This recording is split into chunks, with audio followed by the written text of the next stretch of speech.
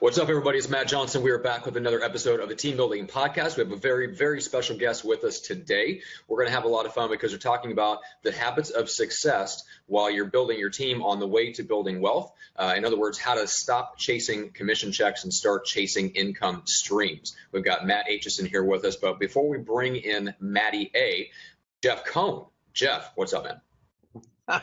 Where'd the myth and the legend go, bro? We hung out yesterday. I've had enough of you. You're like, hey, you didn't hug me goodbye, bro. You're not getting the legend, the myth, and whatever you used to say. That's right. Hey, I'm super pumped to be here, guys. Matty Aitchison's a good friend of mine. He and I got to spend a very special 2 weeks in Vietnam amongst a group of about 20 investors and businessmen. And I'm reminded of a time, Matty, where you and I were hiking down a mountain, and we were on like a 20-mile hike, 15-mile hike. I'm probably puffing 50. Let's go 50-mile hike. Yeah. To some caves. Yeah, like that sounds the largest. Right. That sounds good, right? Yeah. And we were talking about our lives and dreams and like what our aspirations. And obviously, I knew you a long time before that, but I was super pumped to have you today on our podcast. I think I get to also. I'll be a host. I'll be able to be on your podcast. You're going to host me as well here in a couple weeks. Right. But let's just kick it off and just say welcome, man. I'm super happy to have you. Dude, it's great to be here. It is. It's always fun getting to spend some time with my brother from another, all the way out in Omaha. So I'm representing the West Coast. You're representing your end of the country, and it's good. It's always good to be talking with you, bud. Cool, man. Looking forward to it. I also had an awesome opportunity to go out and meet Matt in person to find out how his operation ran. And Matt will speak to that here in a little bit. But Matt has a very successful flipping business and rental acquisition business. And my partner and I, a year ago, were wanting to learn from some of the best in the country. And we got to spend a few days in Sacramento. And we went from doing maybe 10 deals that year, Matt, to taking a lot of the advice you shared with us, implementing here in Omaha. This year, we'll end up doing over 50. So we like 5X'd our business within 12 months from a lot of the things you taught us. So thanks again to that, man. It's awesome. Pleasure, brother. It was great having you guys out here. It was awesome. We're going to come back out. We're planning another trip. Round two. Round two, baby. Yep. I'm super excited on today's topic. You know, a lot of people wonder how these topics get created, and usually they're created by demand. Whatever questions are popping up on social media or the topic that people are talking about, we try to speak on the same thing and bring high-level content. The really interesting thing about Matt is Matt also has a podcast where he interviews tons of different successful people in different industries. And the focus of his podcast, and he can correct me if I'm wrong, is wealth creation. And today I wanted to talk about habits of highly successful individuals, which makes me think of Stephen R. Covey's book, The 7 Habits of Highly Successful People. What I found, and I know what Matt has found, is that there's people that perform at a high level. Many of them share similar patterns in their lives. And Matt and I are both associated with a group called GoBundance, which is it's ultimately a large mastermind brotherhood, if you will, with people that share advice. It kind of goes along the lines of what you might learn if you read the book, The One Thing by Gary Keller. But Matt, I wanted to talk about kind of some of those things today a little bit and kind of get from you an idea of what patterns you've seen in the people that you've interviewed. And you and I can kind of take turns sharing different patterns that we've seen. But the focus for you guys that are listening in our audience that want to hang around here with us for the next 45 minutes is, do you want to learn what the top people are doing on a daily, weekly, monthly, yearly basis to help change their lives and scale in ways you have never maybe considered for yourself, not only in wealth creation, but also in the way you lead and live your life so that you don't have regrets when it's your dying day? So Matty, kick it off, man. Yeah, you know, it's interesting that you bring that up because, you know, when I think of wealth building, one of the reasons why I started my podcast was just pure labor of love, man. You know, it's there's so many missing conversations that people aren't exposed to. And when I got into the mastermind group that we're in, you know, creating wealth was, you know, one of those leading kind of, you know, leading indicators for success for us. And yet when I got in some of these conversations, I mean, my mind was blown that, you know, it wasn't always all about making money. And really it was about kind of living like a whole life millionaire, right? So not just being financially abundant, it was, and bankrupt in your health, or bankrupt in your relationships, bankrupt in giving back to people, bankrupt in travel and fun and whatever it may be. And so, you know, when I started getting into some of these conversations, which, you know, I'm a big believer, we grow into the conversations around us. I realized that if me, someone who is constantly seeking this information, didn't, you know, really have access to it before now, then how many other people who don't have access to this information need it, and how could it impact their lives? So that's why I started the show, and I started, geeking out and studying all kinds of millionaires from all industries, from all walks of life, in different stages of life.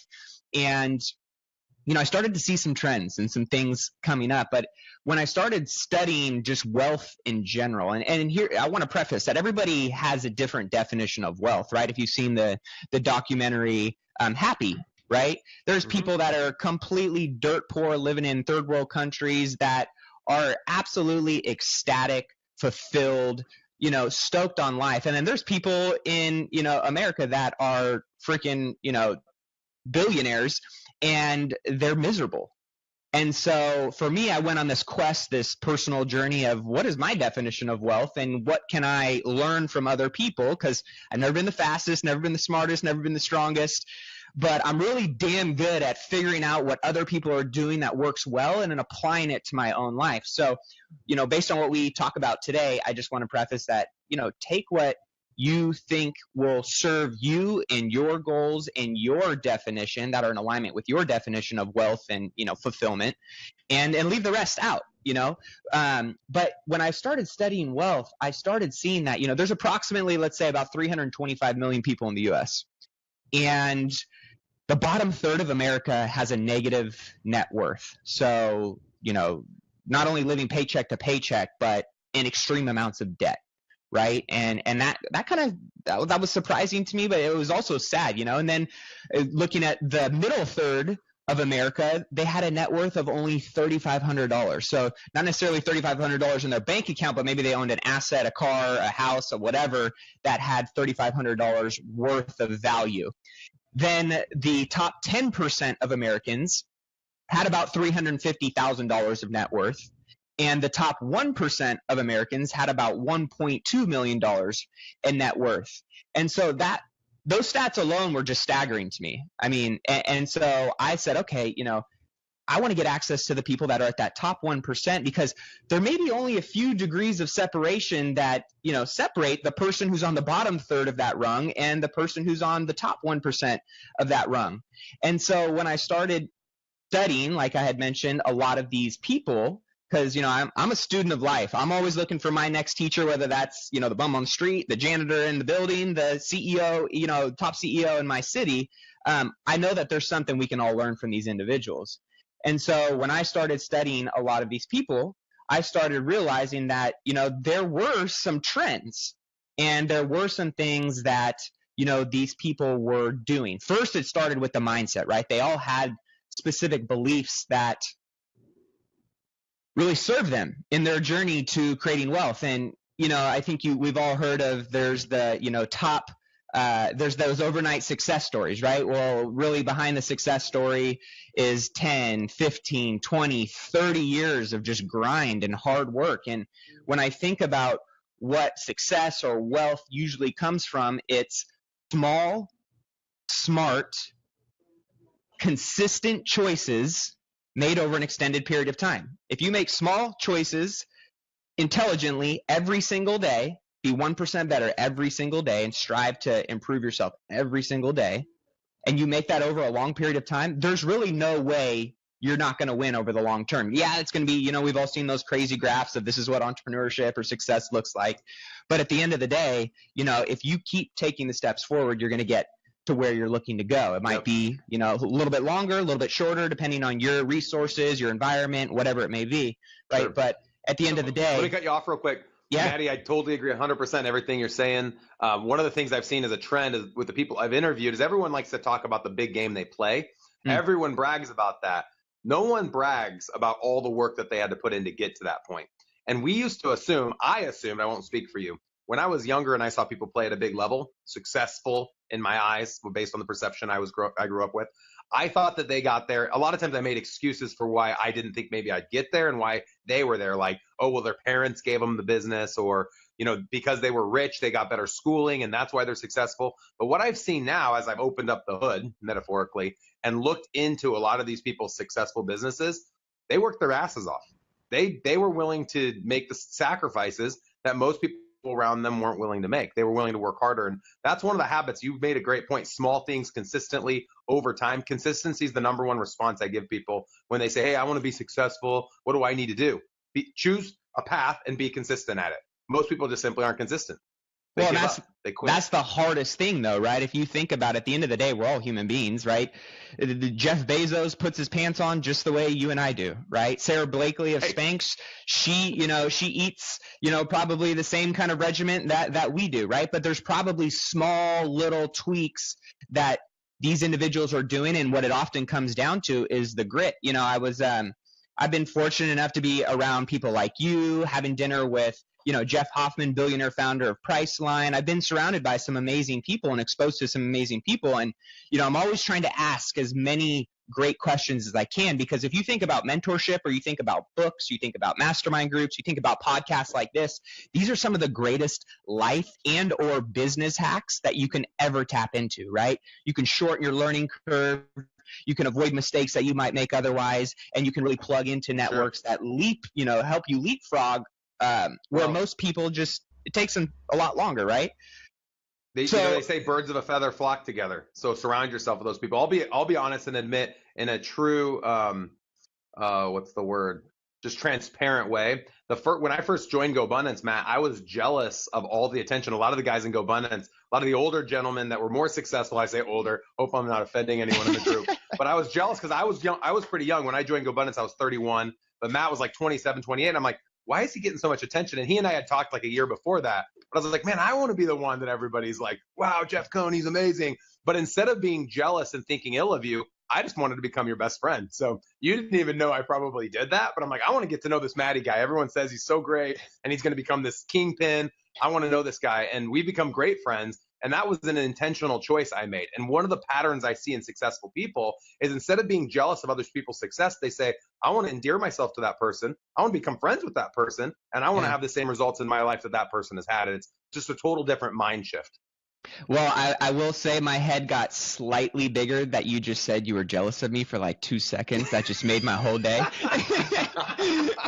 But there you go, brother. It's true, and I think of and thank you for that, because your friendship means the world to me. I mean, you've added so much value to me, and I look at you as a mentor, and I look at you as an amazing friend, and we've had some pretty intense, deep conversations that have completely shifted my world and set me on a completely new trajectory that I would have never had if I didn't have that relationship with you. And I can really pinpoint a lot of my successes and my growth to those moments and those kinds of people that I surround myself with. And so, I look at one of the conversations I had with Jeff Hoffman is, and Jeff Hoffman, if you don't know who he is, he's the founder of Priceline.com, multi-billion-dollar exit. And this guy just goes around and he's connected with some of the most amazing people you'll ever, and we're talking about, massive names. Justin Timberlake, he toured with NSYNC. He was, he's in a promotions company. He's an owner in a promotions company. So he was, he's best friends with Evander Holyfield, stuff like that. So anyways, he was over dinner one night. He's talking about this one story where he is going over to he's going over to Evander Holyfield's house. And this was like a week and a half before his second heavyweight title fight with Mike Tyson, the fight where he got his ear bit off. And he goes over to, Evander Holyfield's massive mansion, and he's supposed to be having a meeting with him about something, right? And Evander Holyfield's right in the middle of a training session. And Evander Holyfield calls him over. He goes, hey, Jeff, come here, man. I need you to spot me. So he's doing some crazy, exercise and workout. And it's like something insane, like 4 sets of 500 reps, where it's like, for you and I, it's like 4 sets of 12 would destroy us, right? So he's doing these sets, and he gets to the 5th set. And by that time, Jeff said he's like, he's kind of over spotting them. And he's like, okay, I need to get to business. I want to talk to this guy about whatever he came here to talk about. And he gets to like 495. And he kind of said he loses count a little bit. And then he gets, he goes, okay, that's 500. And Holyfield looks up at him. And he goes, was that 500 or was that 499? And he goes, dude, it doesn't matter. Like, you just did 5 sets of, 500. You're insane anyways. Like, it's all good, right? He's like, come on, let's go. And Holyfield pumps out like 5 more just to be safe. he gets up and he gets in Jeff's face and he says with like this dead stare in his eyes, he goes, if you're going to be in my world, you need to have the gold medal standard. He's like, dude, you just did this insane workout. And he's like, well, the difference between $499 and $500 is that could be the difference between me holding that championship belt around my waist and not. And he goes, and Jeff said, and I took that and it hit me, and it really, you look at Michael Phelps, you look at all of the top performers, whether it's in sports, whether it's in business, these people have the gold medal standard where they go the extra mile and then some in every area of their life, right? They have the discipline and the grit to do the things that other people just aren't willing to do.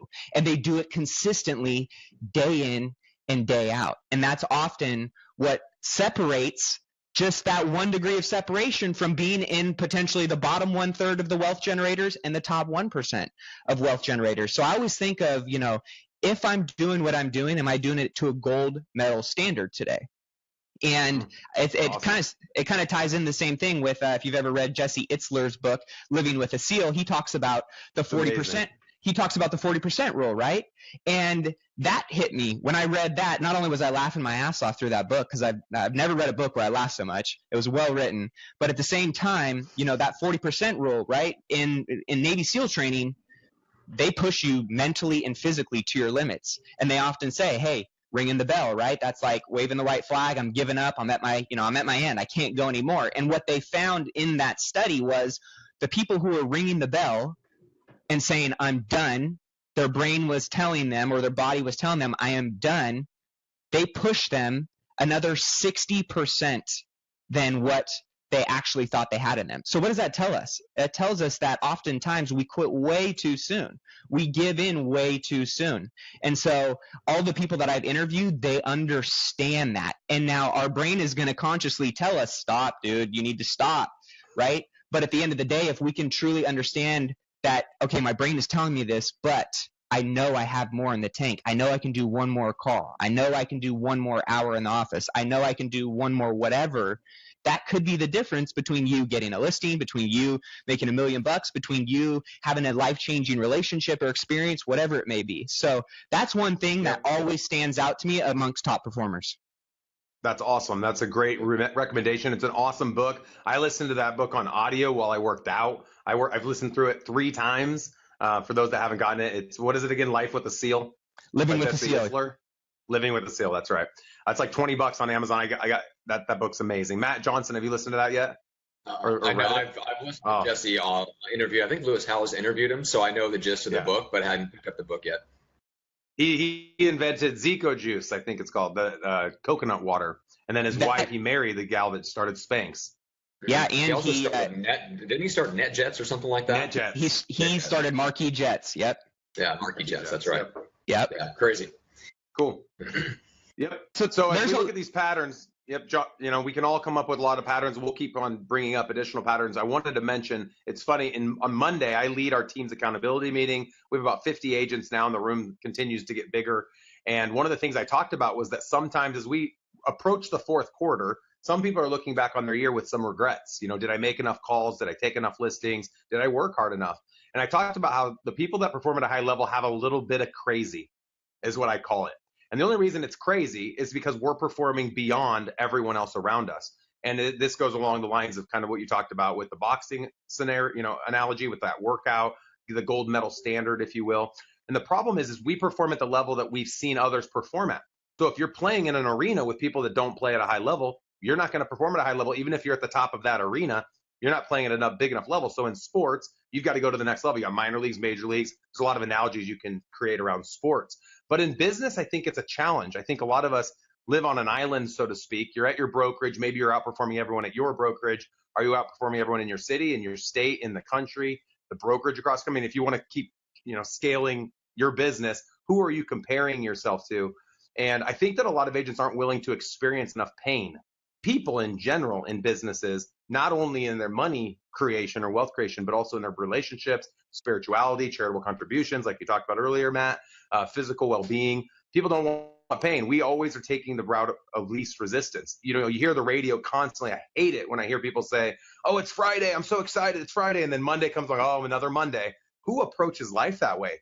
You know, you talk about the people you don't want to associate yourself with. I can't handle being around people like, oh, another Monday. I'm like, get out of my office. Like, no one on my team is allowed to say that sentence. Well, and I'm jacked on Mondays. When you think about, a lot of the people in our network now, there is no work week, really. I mean, it is. Right. We've all designed our life and our businesses to be one and the same. And if you think about it, at the end of the day, I mean, we all have challenges, we all have struggles, we all have problems. They're just different level problems, but our struggles determine our successes, right? Our problems often birth our happiness with just slightly, more upgraded problems. So, it's one of those things where if you're constantly striving for more, there's still going to be the pain. You just have to train and reprogram your mind how you engage and move through the pain. Because, what you said, same thing, like birds of a feather flock together. We've all heard your network equals your net worth. I mean, it's extremely true. I know that when I was hanging around in high school, because I got expelled from high school, I got arrested in college, I made some poor choices when I was younger, and I think about, what were some of the biggest things that, changed that point in my life, or what took my real estate team or my investing business to the next level. Well, it was when I changed my environment, and it's when I changed my tribe.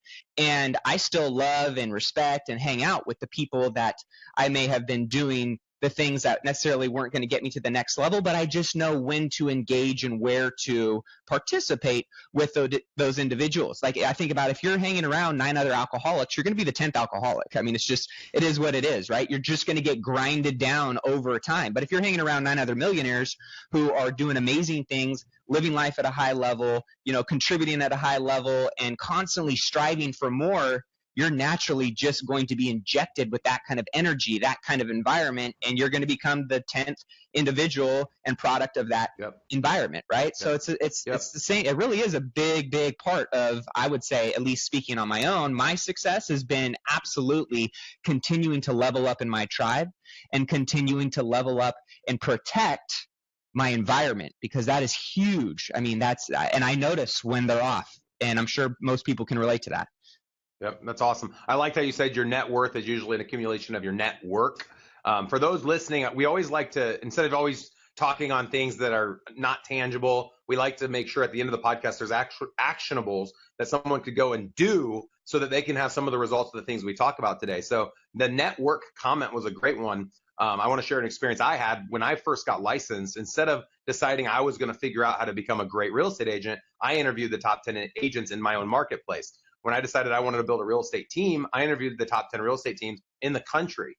When I decided I wanted to invest in real estate, I visited the top 5 real estate investors in the country. So you get to choose to build that network. And what I found is highly successful people are usually willing to share how they got to success. So in your own local marketplace, for every person listening to the podcast that wants to play at a higher level, invite the top 5 agents or the 5 agents you think could help teach you to do the things you're wanting to do to a mastermind group. Start a group once a month. Go meet for breakfast for 1 hour. I guarantee half the people you invite to go will go. Let them know your intention isn't to recruit them or sell them something. You simply are lonely on an island, and you're assuming they are probably too, and you think it'd be fun to share ideas and help each other excel. Building those little pods will build not only business relationships, but you'll build friendships that will last a lifetime. And that's a lot like what Matt and I have done through this affiliation of the group Go Abundance. Absolutely. Yeah. I mean, that's such a huge part. I really think that, and the great thing about, groups and communities and stuff like that too, is obviously the cross-pollination of wisdom, the cross-pollination of tools and resources, the cross-pollination of opportunities. But at the same time, it also forces you to level up as a leader. Right? If you're hanging around 9 other millionaires or 9 other of the top real estate agents in the country, and you're not striving to be better every day, and you're not striving to add more value every day, I always joke around with my friends, slow people get left. Right? If I'm going at if I'm going at 100 miles an hour and you're only toting along at 15, I love you. This is where I'm going. If you want to keep up with me, you're more than welcome to ride along. Yep. But if you're not willing to do that, then that's your choice, right? And so I think oftentimes we play down to make other people feel good instead of playing up and setting a standard and helping them rise to the occasion. And, I've heard Gary Keller say this. I've heard a handful of people say it in different ways. But, I always say that I am a loving human being, but my standards are not. And I've gotten very, very clear on what I am willing to sacrifice and not sacrifice anymore. And now that I'm very clear on what my goals are and where I'm going, and most importantly, who I'm serving and my why, which is my family and my children and the legacy I leave behind, and then all of the other people that I believe that I can impact in this process so they can have a ripple impact in their communities and in their businesses and in their world, that is what drives me every day. And so when I play down to the mediocrity of where the majority of the world lives, and I'm not saying it's right or wrong, I'm just saying I choose something different. That's when, if you start sacrificing that, that's when you're in trouble. Awesome. I love it. So what are some tangibles that our audiences can take away of things that they can do to play at a higher level that you've seen other high level individuals do on a consistent basis, on a daily basis? One of the things I'll bring, and then Matt, you can give me your advice, is reading. So I think Gary mentioned the one thing, the difference between you and me are the books that you read and the people you meet. And I like to add to that the podcasts you listen to. Yeah. And so filling your mind with more information, things that are going to help you be better, not just in business, but in life. The reading piece is huge. And I can't believe how much time people waste. I'll be sitting at an airport watching people watch movies, play on social media, do whatever. And I'm like, pick up a book, even if it's on your tablet or whatever. Read a book, better yourself, do something that's going to help you do better, maybe feel some pain, feel some guilt to help inspire some change in your life. And it's okay to do entertainment and watch a movie, but mix that in a little bit with something like a self-help book or something that's going to help your business or your relationship. Absolutely. Yeah. I mean, so you hit on, I have kind of a little list of things that, are common millionaire beliefs and common millionaire disciplines and habits. So I'll share a handful of them. Interrupt me as you want to, because I'll talk for hours on this kind of stuff. Yeah. But you said one of them, right? Education is the key to anything we want to be, right? So a book, a mastermind group, a peer group, whatever, right? That is our way of accelerating our learning curve, our success results. Another one is accountability, and a true accountability partner. Like I could sit here and say, hey, Jeff, you're my buddy, I'm going to set this goal. Will you, hold me accountable to this? But if that accountability relationship isn't at a high level where you're going to call me out on my bullshit when I don't do what I say I'm going to do, and there's not something attached to that, then really it's not serving either one of us. We're just getting together and having a conversation, right? So having a great accountability partner or network, I often believe that accountability is the breakfast of champions, and I try and serve myself up at least one bowl of it a day, right? It's the same thing as Wheaties, right? So accountability is a big part of that. The other thing is, this idea behind don't chase money, chase excellence, chase mastery, and the money will then follow whatever it is that you are mastering. So don't go a mile wide like most entrepreneurs do, and I've been guilty of it in many parts of my entrepreneurial journey, is don't go a mile wide and just an inch deep. Go a mile deep, then go a mile deep, then an inch wide, right? And then once you master that, then go a little bit further out, and then go a little bit further out, and as you continue to expand. So become a master, right? The sensei isn't going to have you try 10,000 moves and only do them 3 times. The sensei is going to say, you're picking 3 moves, and we're going to do these 10,000 times until you are a master at that, and then we'll add more to your arsenal. So mastery is a big one, right? And then the importance of creating other leaders. I often think of David Osborne has said this, right? Some of the things that he said he's amazing at is, I'm great at attracting talent and helping talent thrive to their maximum capacity, right? Taking them to their highest level of production and efficiency. And so great leaders, that's how you often find leverage, and they're able to do more things. We only have 24 hours in a day, right? We as individuals are not scalable, but people on our team are scalable. That's how we can scale, is through systems and through people. And so if you can identify the most important systems in your business and or your life, and you can identify the best talent to bring on your bus and make sure they're sitting on the right seat, that's going to accelerate your ability to succeed at a much higher level. So those are some of the things that initially come to mind. But then there's a lot of disciplines and habits that these individuals practice on a daily basis. One is obviously the 40% rule, right? Then some of the other things that I consistently hear of and see is they're pretty damn good at saying no, right? You always hear a lot of people that are like say yes to everything and the opportunities will come, which is, I think, at a point in time, depending on where you're at in your journey, important to be a yes man or a yes woman, to be open to opportunities and relationships and that kind of stuff. But at the end of the day, when you get on the path that you know you're supposed to be in, then it becomes blinder mode. And the most important priorities in your life and your business are the only things that should matter. And if those aren't in alignment, if it's a, hey, can I sit down with you for coffee? If it's ultimately not going to serve you and your goals, it may sound cold, it may sound harsh, but it should be a no. And I have to, it's the dirty yes versus a clean no. And the dirty yes is like, oh, sure, yeah, whatever, right? But then you go through that meeting and then you're like, oh, why did I take this meeting? I should be doing this. This is what's going to serve me. Right. So getting really clear on your goals and having clarity gives you the ability to get really clear in what you say yes and what you say no to, right? Because if you're saying yes to one thing, you're saying no to the other and vice versa. So I've seen those people, be very good at that. They're all very good at acting in spite of fear. I mean, at the end of the day, we all have fear. It shows up every single day. They just get a whole lot better when the butterflies show up. They get them to fly in formation. When the fear shows up, they just get really damn good at running into the fire and knowing that, hey, the jungle out there is a pretty scary place, but I know that when I get to the other side of that jungle, I'm going to have learned so much. I'm going to have grown so much. And I'm sure we can all relate to some experience where you're like, oh my gosh, I'm scared shitless, dude. I am freaking out right now. And then when you go through it and you look back, you're like, oh, it actually wasn't that bad. Right. Right. Yep. So that's another one. There's a few others that I'll say is obviously goal setting is extremely important. And I'll say this, because goals and planners and all this stuff is, the hot kind of craze and trend over the last few years. Writing down your goals is one thing, and that's a big part of it, right? But staying in relationship with your goals is a whole nother thing. And I often relate it to a relationship with your wife or with your best friend or, your husband, whatever it may be.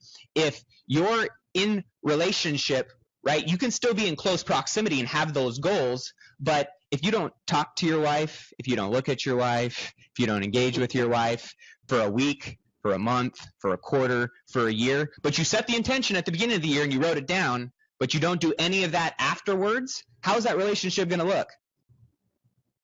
Right. It's going to be pretty shitty. Bad. I mean, it's going to suck, right? So it's the same thing with your goals. Get in relationship, get intimate with your goals. I look at my goals. I mean, you can see my goals are right here. They sit on my wall. I look at them every morning. I update them. If there's anything I need to update, if there's anything that needs to be put on my calendar to prioritize for the week, it gets put in there because I am in relationship with my goals, and it keeps my reticular activating system, the part of my brain that keeps me aware of if there's a goal on there and I wasn't paying attention to it, but all of a sudden a conversation or an opportunity popped up on my plate and I'm not aware of it, I might have missed out on that opportunity to check that, that goal off. So goal setting is extremely important, right?